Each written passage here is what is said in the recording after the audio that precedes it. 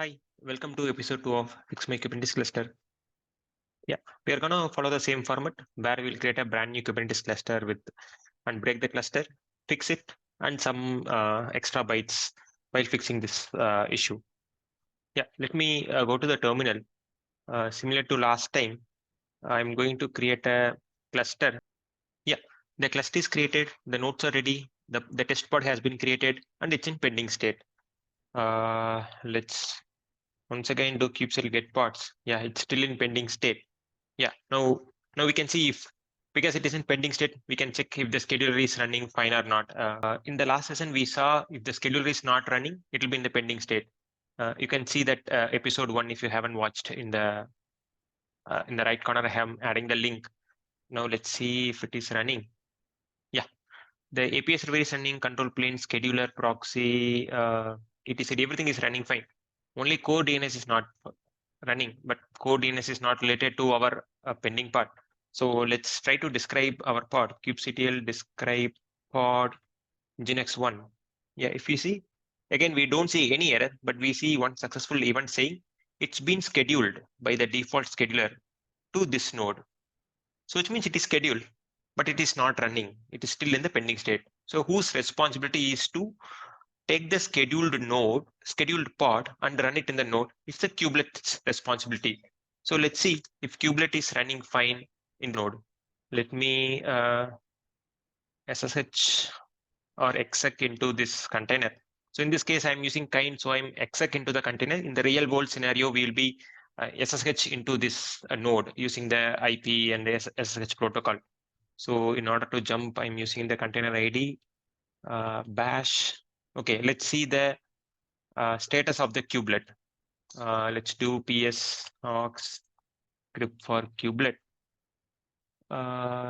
We don't see kubelet running. We only see kube API server running. So kubelet is running as a systemd process so that it'll always running. So let's see the status of it. Systemctl status kubelet. We see that, but if we see it is not active, it's been dead for like 3 minutes ago. So let's see if there are any logs for why it is failed. So let's do journalctl -u kubelet.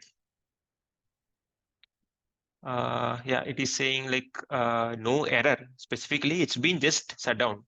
It's been deactivated and deleted. So somebody intentionally deleted it. So let's see if we can restart and it is able to start successfully and run. So let's do systemctl start kubelet. Once kubelet is start, let's do systemctl status of kubelet. It's trying to find some config map. It's failing, but it's active. It's been running. Let's see if the pods are running. Let me go out of this node. Let me do kubectl get pods. Now the pod started running. And let's see if the core DNS, which was failing before, is started running. Yeah, it's also started running. Core DNS was failing because kubelet was not running, but that is a different case. But for us, our pending pod started running. So which means even if we delete and create it, the scheduler will schedule it because kubelet is running now. It will be able to take that pod.yaml and create the actual containers needed using the underlying container system. Kubelet is running now. Yeah, some concepts we learned in this one. The kubelet, which is the worker component, which is going to run on each and every node of the Kubernetes cluster.